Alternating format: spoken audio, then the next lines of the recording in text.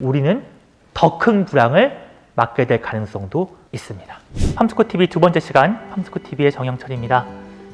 지난 시간에 한돈 산업이 생존의 시대로 접어들었고, 그래서 한돈이 생존하기 위해서는 생산성을 올려야 된다. 그래서 생산비를 낮춰야 된다는 말씀을 드렸는데요. 얼마나 생산성을 올려야 되고 이걸 언제까지 해야 될까요? 중국이나 베트남 등지에 아프리카 돼지열병이 정말로 많이 퍼져서 심각해서 전 세계의 돼지고기가 중국으로 몰리고 있고, 국제 돼지고기 가격이 매우 높게 올라가 있고, 현재 이미 돼지고기 수입량이 줄어들기 시작하고 있습니다. 올여름 성수기에는 수입 돼지고기 물량이 줄어있기 때문에 돈가가 올라갈 가능성이 상당히 있습니다. 중국의 ASF가 지속적으로 발생해서 계속 전 세계의 돼지고기를 끌어모아서 우리나라의 돈가는 좋을 수 있지 않을까, 이런 기대를 할 수도 있을 것입니다. 그런데 그렇지 않을 가능성이 상당히 있습니다. 중국의 돼지가 작년에 절반 정도 없어졌을 때, 이때는 중국이 완전히 회복하는데 4년에서 5년이 걸릴 것이라는 관측이 많았습니다. 그런데 중국이 정책을 완전히 바꿨습니다. 아프리카 돼지열병이 치사율은 높지만 전염성이 약하기 때문에 아프리카 돼지열병과 함께 살아가기로 마음을 먹었습니다. 아프리카 돼지열병이 발생하면은 그 농장을 완전히 살처분하고 돼지를 없애는 것이 아니라, 어떤 모돈이 아프리카 돼지열병이 걸렸으면 그 옆에 모돈 2마리, 양쪽에 3마리만 살처분하고 돼지를 그냥 키웁니다. 이것을 투스 익스트랙션, 이빨 뽑기 방법이라고 부릅니다. 대형 인테그레이션 중심으로 돼지가 빠른 속도로 마리수가 채워지고 있습니다. 게다가 아주 최근에는 ASF 백신까지 개발했다는 뉴스가 나왔습니다. 우리가 구제역 때 경험해봤습니다. 구제역 때 우리나라 돼지의 70%가 없어진 상황에서도 우리가 회복되는데 얼마나 걸렸죠? 한 2년 정도면은 회복이 됐었습니다. 2년이면은 ASF 발생 이전의 상황으로 국제 돈육 시장이 변할 수 있다는 것입니다.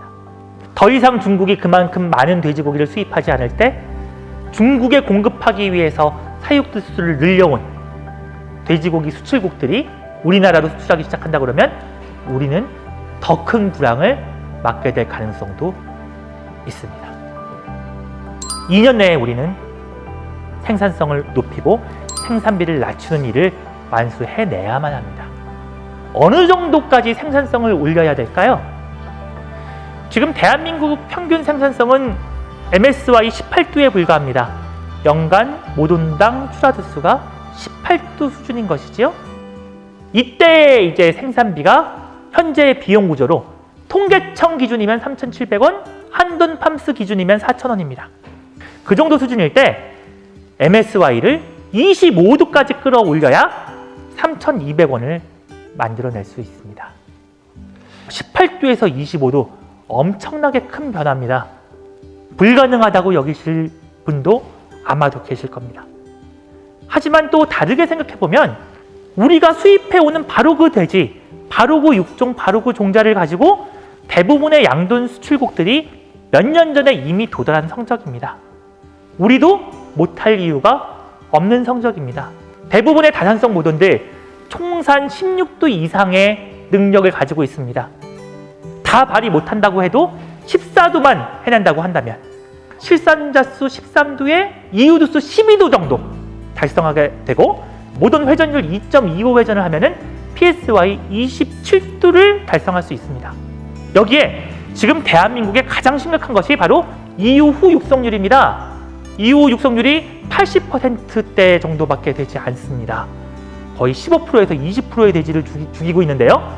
돼지를 죽이는 마리수 절반 이하로 줄여야 됩니다. 폐사율 8% 이하로 낮추게 되면, 그러면 MSY 25두를 달성할 수 있습니다. 연평균 돈가가 3,700원 정도 밖에 되지 않더라도 3,200원을 형성하면서 1년 내내 돈을 벌 수 있고 수익을 거두면서 생존하고 지속할 수 있는 한돈 산업을 만들 수 있습니다. 이렇게 하기 위해서 우리한테 주어진 과제들이 여러 가지가 있는데, 그 중에 무엇이 시급하고 무엇이 중요할까요? 생산비를 낮추기 위해서, 생산성을 올리기 위해서 우리가 무엇을 먼저 해야 될까요? 다음 시간에는 그것을 주제로 이야기해 보도록 하겠습니다.